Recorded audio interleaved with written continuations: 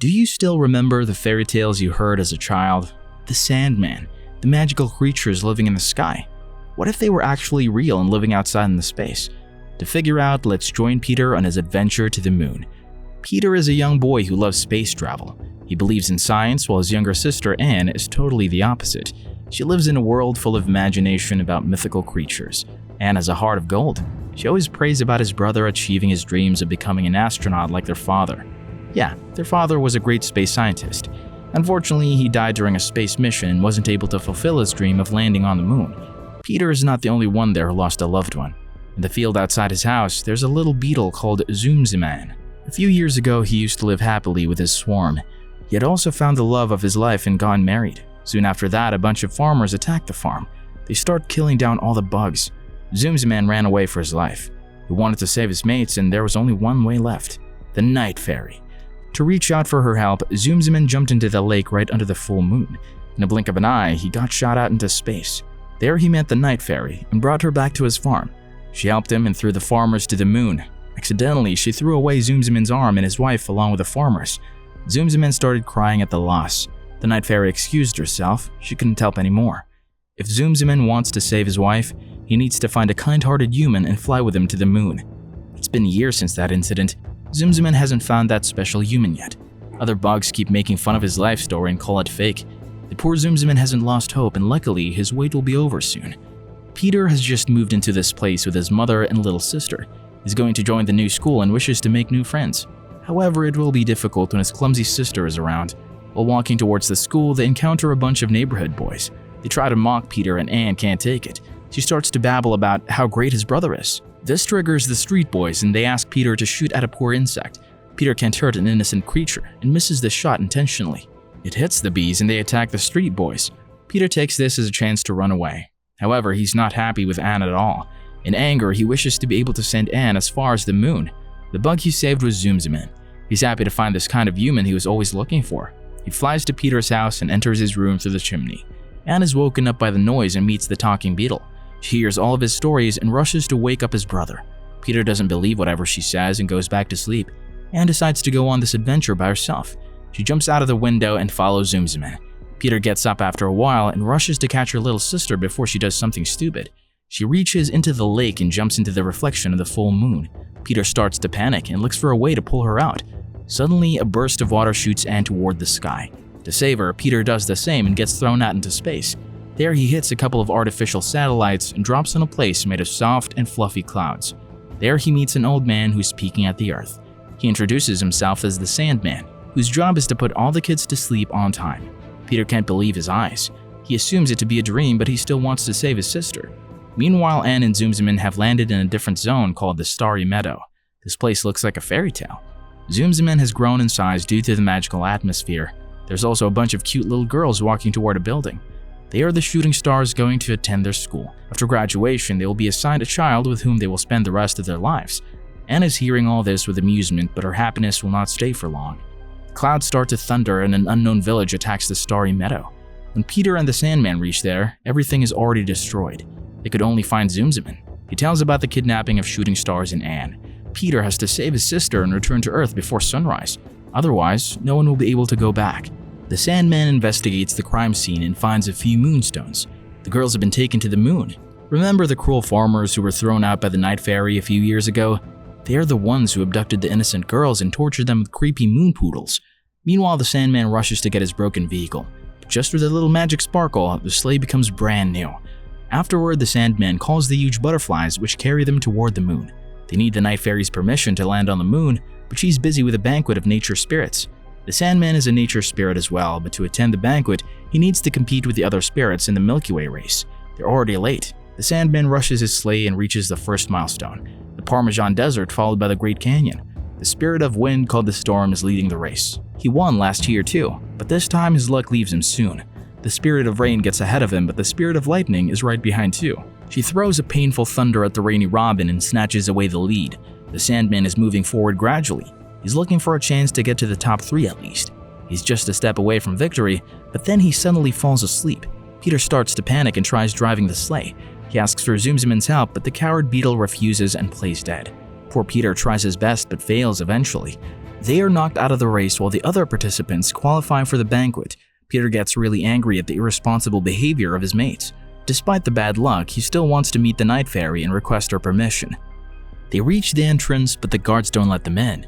Peter uses some of the Sandman's magical sand to put one of the guards to sleep, but still can't get in the palace. They must find another way. Peter jumps on the trees and zooms him in, and the Sandman follow his lead. The second guard is coming after them too. Peter hits him away with a ball and saves his mates. They can use the branches to climb up to the window. Zoomsman is afraid of falling down. Then he remembers he can actually fly. The banquet has been set up and all the guests have joined. The Night Fairy welcomes them warmly and serves tomato soup. Peter is seeing this all from the window. Zoomsman gets impatient and pushes Peter aside to watch the banquet. They lose balance and fall in dinner. The Lightning Witch wants to punish them, but fortunately, the Night Fairy is kind enough to listen to Peter's request. She understands the whole situation and grants him permission for traveling to the moon. She also offers the help of her loyal companion, the Great Bear. It's definitely great in size. Meanwhile, Anne and the Shooting Stars trick the kidnappers and leaves the factory. They get stopped by the Poodles, but Anne has a backup plan. She throws stones for the dogs to fetch and buy enough time to run away. Unfortunately, she trips on her way and falls inside a moon hole. A long slide takes her to the secret hideout of the kidnappers' leader, who's also known as the Moon Man. Despite being a nature spirit, the Lightning Witch is having a relationship with a bad guy like Moon Man. She hates the Night Fairy and wants to destroy her palace. Their plan is executing smoothly as the moon cannon will be ready soon. We'll have enough power to destroy the palace, and then Moon Man will take over the universe. The Lightning Witch keeps the Moon Man updated about the recent happening. She also warns him of Peter's arrival. Anne gets happy after hearing about her brother. She wishes to meet him soon, and together they will stop the Moon Man. Inside the cave, she also meets Zoomsman's wife. Mrs. Zoomsman is still waiting to unite with his beloved husband once again. Anne feels sorry for her, but there's no time to get sad. The Moon Man is informed about Anne's escape, and he sends his man to catch her. Meanwhile, Peter is getting ready for his journey. The nature spirits gives him their amulets, which can be used to call them in need. Afterward, they get on the giant bear, who starts jumping on the huge stones. It glides through a starry path and hits away the meteors that were blocking the way. Soon after the magical journey, they reach the moon. This moment reminds Peter of his late father. Today, he's going to land on the moon on his father's behalf. Now he must hurry towards the moon mountain as his sister is in great danger.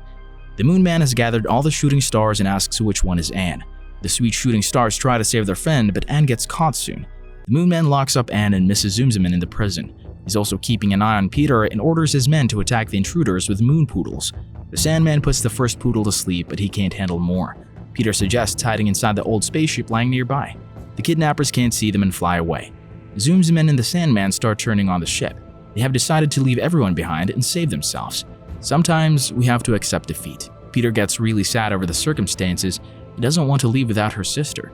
Peter is always bullied by his school fellows the same way Zoomsman is bullied by the other bugs, and the Sandman is looked down upon by the nature spirits. They are always considered losers and worthless. This is the only chance they got to prove themselves. Peter's words motivate his mates, and they agree to keep fighting till the end. They find an electric car nearby and use it to drive around the moon. Zoomsman has brought a fiddle along with him and starts playing his favorite tune. Mrs. Zoomsman recognizes the sound right away and starts playing it on her harmonica. Zoomsman gets really overwhelmed and they follow the music. Soon they reach where Anne is captured. The car brakes aren't working and it jumps right inside the prison. After years of separation, the Beetle couple is finally united. Anne is also happy to meet her brother. Peter wants to return to Earth as soon as possible, but Anne can't leave while the universe is in danger. They must save the world from the evil Moon Man. The moon cannon is ready to operate and the Poodles have reached there too. Peter calls the nature spirits for help and they all come over except the Storm. Zoomsman and his wife distract the Lightning Witch and let Peter run to stop the cannon. Anne and the Sandman reach near the shooting stars, but like always, the Sandman falls asleep at this crucial moment. The Rainy Robin is captured by the Moon Man and other nature spirits are stuck with the Poodles. The whole matter is left in the hands of Peter. He reaches for the controls, but the Moon Man warns him to stay away. He also offers Peter to join hands with him and become his son. This gives Peter a clever idea. He asks the Moon Man about what benefits he will get through the partnership and what will be given to the Lightning Witch. This makes the Moon Man speak the truth. He admits that he was only using the Lightning Witch and never actually loved her. The Lightning is standing right behind and hears everything. She gets really angry and captures the Moon Man inside a Thunderdome. However, it's too late. The cannon has been shooted. Everyone crosses their fingers. Luckily, it misses the target and the Night Fairy is saved, but she's really angry at the damage. She flies to the moon and punishes the Moon Man by sending him to Mars. She also punishes the Lightning Witch for grouping up with the rival. Now she can't use her thunder for 2 months and must hand her amulet to Peter so he can call for help whenever he needs it. The Night Fairy also returns Zoomzman's arm and sends his treehouse back to Earth. The Sandman thanks Peter and Anne for their hard work and puts them to sleep. The kids wake up in their bedroom and assume that the whole adventure was just a dream. Suddenly, they find the Lightning Witch's amulet and also meet Zoomzman again. It wasn't a dream. They flew to the moon and back. The neighborhood boy tries to bully them again, but now they can get help from the Lightning Witch. You don't have to be strong to do something big. You just have to be brave enough. Subscribe for more videos like this, turn on the notification, and leave a like and comment. Thank you.